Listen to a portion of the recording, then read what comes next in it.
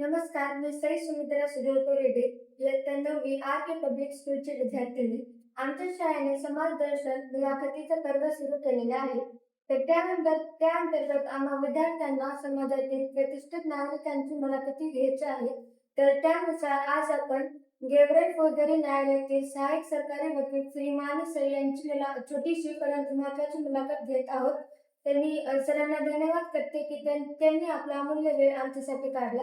तर सर तुम्ही आपला परिचय आमच्या प्रेक्षकांना. नमस्कार, मी शिवाजी कल्याणराव माने. मी गेवराई कोर्टामध्ये असिस्टंट पब्लिक प्रॉसिक्युटर म्हणून कार्यरत आहे. खरं तर सई तुझं खरंच अभिमान वाटतो की एवढ्या कमी वयात तू अशा समाजात मुलाखती घेते. यासाठी तुझ्या शाळेचं पण आणि तुझं पण फार कौतुक आहे. तुला या वयातच अशा समाजाच्या विविध क्षेत्राची माहिती होती, ही मोठी गोष्ट आहे. धन्यवाद सर. तर आता मुलाखतीला सुरू करूया. तर माझा सर्वात पहिला प्रश्न असा आहे की सरकारी वकील म्हणून आपली मुख्य जबाबदारी कोणती व ती इतर वकिलांपेक्षा कशी वेगळी असते? सरकारी वकील म्हणून आम्हाला न्यायालयामध्ये सरकारच्या वतीनं काम पाहावं लागतं. जेव्हा एखादा गुन्हा घडतो, एखादा गुन्हेगार गुन्हा करतो, तर तो फक्त एखाद्या व्यक्तीविरुद्ध नसतो, तो पूर्ण समाजाविरुद्ध गुन्हा असतो. म्हणून ती केस शासन मान्य न्यायालयात पूर्ण समाजाच्या वतीने लढत असतात. तर त्यामध्ये आम्हाला शासनाची बाजू त्या ठिकाणी मांडावी लागते. एखादी खाजगी वकील जे असतात ते त्यांच्या क्लायंटचं हित त्यामध्ये पाहतात. ते एका वैयक्तिक व्यक्तीसाठी केस लढत असतात. परंतु ॲज अ सरकारी वकील म्हणून आम्हाला पूर्ण समाजासाठी आम्ही कोर्टामध्ये रिप्रेझेंट करत असतो. आम्ही पीडित व्यक्तीला जी फिर्यादी असते तिला न्याय मिळवून देण्यासाठी काम करत असतो. सर माझा पुढील प्रश्न असा आहे की न्यायालयासमोर प्रकरण मांडताना व एखाद्या फिर्यादीस न्याय मिळावा याकरिता तुमच्या समोर आव्हानात्मक बाब कोणती असते? काय असतं की गुन्हा घडल्यानंतर प्रकरण जेव्हा पुराव्याला लागतं तेव्हा साक्षीदार कोर्टात येतात. या गुन्हा घडल्यापासून पुराव्याला लागेपर्यंत त्यामध्ये बराच कालावधी गेलेला असतो. त्यामुळे काय होतं की साक्षीदार बऱ्याचशा गोष्टी विसरलेल्या असतात, काही फितूर होतात. त्यामुळं काय असतं की आम्हाला केस सिद्ध करताना शासनाच्या वतीने ती बियॉन्ड रिझनेबल डाऊट प्रूव्ह करावं लागते, सिद्ध करावी लागते की संशयाच्या पलीकडे ती जाऊन केस सिद्ध झाली पाहिजे. तेव्हा हे फितूर झालेले साक्षीदार असतील किंवा मग साक्षीदार ज्या गोष्टी विसरतात, त्यामुळं पुरावे मांडणी करताना, जुळवणी करताना त्यामध्ये बऱ्याच अडचणी येतात. हे केस बियॉन्ड रिझनेबल डाऊट प्रूव्ह करणं हे मोठं आव्हान असतं आमच्याकडे.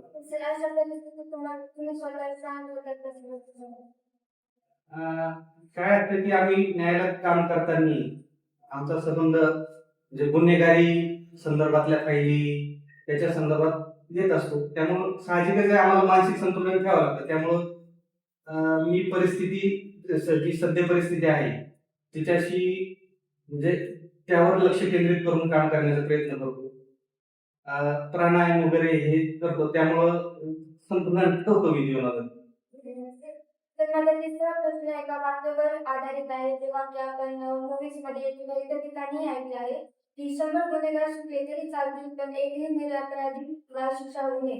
तर या तत्वाबद्दल एक सरकार वकील म्हणून तुमचं काय मत? 100 गुन्हेगार कुठले तरी चालतील पण एक निर्दोष व्यक्तीला शिक्षा होतात नाही. खरं तर हे वाक्य आपल्या न्यायव्यवस्थेचं कणा आहे.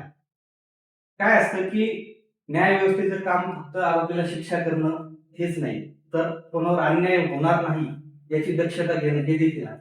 त्यामुळं काय असतं की आम्ही काम करताना काळजी घेतो की एखाद्या निरपराध व्यक्तीला शिक्षा होणार नाही याची आम्ही काळजी घेत असतो. भलेही गुन्हेगाराला म्हणजे सोडणं किंवा गुन्हेगाराला शिक्षा न होणं ही कायद्याची हतबलता असू शकते, परंतु एखाद्या निर्दोष व्यक्तीला शिक्षा झाली तर हे पाप होईल. त्यामुळं आम्ही काळजी घेत असतो की गुन्हेगार सुटला तरी चालेल, परंतु निर्दोष व्यक्तीला शिक्षा होता कामा नये. हे आपल्या न्यायव्यवस्थेचा कणा आहे. त्यामुळे हे तत्व फार महत्वाचं आहे. सर चौथा प्रश्न असा आहे की वकील व त्यानंतर सरकारी वकील होण्याची जी तुमचं तुम्ही ते निर्णय कधी व का घेतला त्यामध्ये प्रगती आहे? सरकारी वकील होण्याची इच्छा खरं तर माझ्या म्हणजे अगोदर माझ्या वडिलांची प्रेरणा होती की तू वकील हो. कारण की आमच्या घरामध्ये माझे 2 चुलत भाऊ डॉक्टर होते. त्यामुळे वडिलांना वाटायचं की आपल्या घरात कोणीतरी वकील असावं, म्हणून त्यांनी मला प्रेरित केलं की तू वकील हो. तर जेव्हा मी वकिली क्षेत्रात आलो तेव्हा लक्षात आलं की गुन्हेगारांसाठी म्हणा किंवा यांच्यासाठी लढण्यासाठी भरपूर मोठे मोठे वकील आहेत, पण पीडित जो फिर्यादी आहे त्याची बाजू मांडण्यासाठी चांगल्या वकिलांची आवश्यकता आहे. त्यामुळं मला असं वाटलं की आपण एक पब्लिक प्रॉसिक्युटर होऊन आपण पीडित व्यक्तीला न्याय देऊ शकतो, म्हणून मी सरकारी वकील व्हायचा निर्णय घेतला. सर माझा पाचवा प्रश्न असा आहे की भारतीय राज्यघटना ही आपल्या सर्वांसाठी अत्यंत महत्वाची तर आहेच, परंतु एक सरकारी वकील म्हणून सरकारी वकील म्हणून तुम्हाला भारतीय राज्यघटनेतील कोणता कलम सर्वात महत्वाचा वाटतो? तसं पाहिलं तर भारतीय राज्यघटनेचे सर्वच कलम महत्वाचे आहेत, परंतु एक नागरिक म्हणून जर पाहिलं तर मला असं वाटतं की भारतीय राज्यघटनेचं कलम 21 आर्टिकल 21 जे हे फार महत्वाचं आहे. कारण की आर्टिकल 21 हे तुम्हाला जीवन जगण्याची तशी व्यक्तिगत स्वातंत्र्याची हमी देते. जीवन फक्त जगण्याची नाही तर प्रतिष्ठेने जगण्याची हमी देतं. त्यामुळं मला असं वाटतं की आर्टिकल 21 हे राज्यघटनेतील महत्वाचं कलम आहे. आणि त्याचबरोबर एक आर्टिकल 21 जे आहे तर आपल्याला वैयक्तिक स्वातंत्र्याची हमी देतं, कारण त्यामध्ये दिलेलं आहे की कायदेशीर प्रक्रियेशिवाय कोणाच्याही स्वातंत्र्यावर घाला घालता येणार नाही, कोणाचंही स्वातंत्र्य हिरावून घेता येणार नाही. त्यामुळे मला वाटतं की आर्टिकल 21 हे फार महत्वाचं. सर आतापर्यंत आम्हाला कळलेच आहे की एक सरकारी वकील म्हणून तुमची खूप मोठी जबाबदारी आहे व कामाची व्याप्ती ही खूप प्रचंड आहे. तर सर आमचा इंटरव्ह्यू फक्त विद्यार्थीच नाही तर पालकही बघणार आहे. तर आम्हा सर्वांना हे जाणून घ्यायची नक्कीच आवड असेल की कामाच्या तणावामुळे वैयक्तिक जीवनावर कसा परिणाम होतो व ते तुम्ही कसं समजता? खरं तर न्यायालयात काम करणं हे मानसिकदृष्ट्या थकवणारच काम आहे. तुझेही वडील वकील आहेत, त्यामुळे तुलाही माहितीच असतील घरी आल्यानंतर वडील मानसिकदृष्ट्या थकलेले असतात. परंतु आम्ही वकील किंवा सरकारी वकील म्हणून जेव्हा न्यायालयात काम करतो निश्चित थकतो, परंतु आम्ही न्यायालयातलं काम किंवा न्यायालयात घडलेल्या गोष्टी या न्यायालयातच ठेवून घरी जाण्याचा प्रयत्न करतो. घरी गेल्यानंतर कुटुंबासोबत वेळ घालवतो. तुझ्यापेक्षा 2 वर्षांनी छोटी असेल माझी मुलगी, ती मुलगी आहे मला, तिच्यासोबत वेळ घालवतो आणि प्राणायाम करतो, भ्रामरी वगैरे. त्यामुळं मानसिक संतुलन ठेवण्यासाठी मी छंद जोपासतो.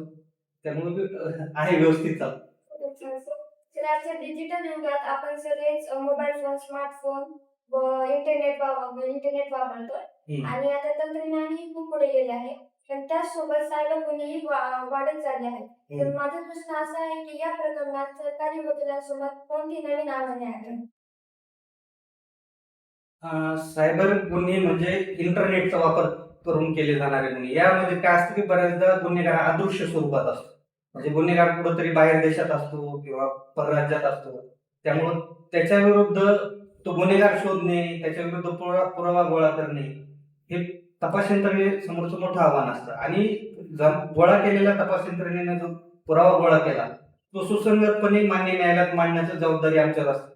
यामध्ये टेक्निकल नॉलेज म्हणजे तांत्रिक ज्ञानाची पण गरज असते. हे फार मोठं आव्हान आहे. जो तांत्रिक पुरावा आहे तो न्यायालयासमोर मांडणं आणि तो न्यायालयाने ग्राह्य धरला जाईल न्यायालयात अशा पद्धतीने मांडणं हे फार मोठं आव्हान आहे आपल्याला. त्याच्याने शेवटचा प्रश्न असा आहे की कायद्याच्या क्षेत्रात करिअर करून घेणाऱ्या विद्यार्थ्यांना तुम्ही कोणतं सांगाल? कायद्याच्या क्षेत्रात जर तुमच्यात संयम, जिद्द आणि चिकाटी असेल आणि वाचनाची आवड असेल तर निश्चितच यायला हरकत नाही. कायद्याच्या क्षेत्रात वाचन तर भरपूर लागतंच, परंतु नुसतं पुस्तकी ज्ञान असून चालत नाही. तुम्हाला समाजाचं सूक्ष्म निरीक्षण करता आलं पाहिजे, तर्कसंगत विचार करण्याची सवय तुम्ही लावली पाहिजे, तर तुम्ही या क्षेत्रात चांगलं काम करू शकता. कायद्याच्या क्षेत्रामध्ये फक्त पैसे कमवणं हेच काही नाहीये, तर यामध्ये तुम्हाला समाजसेवा करण्याची भरपूर मोठी संधी आहे. त्यामुळं नवीन पिढीनं ज्यांच्यामध्ये या क्वालिटीज आहेत, संयम, जिद्द, चिकाटी, अन्यायाविरुद्ध लढण्याची जिद्द असेल, वाचनाची आवड असेल, त्यांनी निश्चितच या क्षेत्रात यायला पाहिजे. सर नवीन पिढीने विशेषतः मुलीने कायद्याबद्दल जागरूक राहण्यासाठी कोणतं पाऊल उचलावे?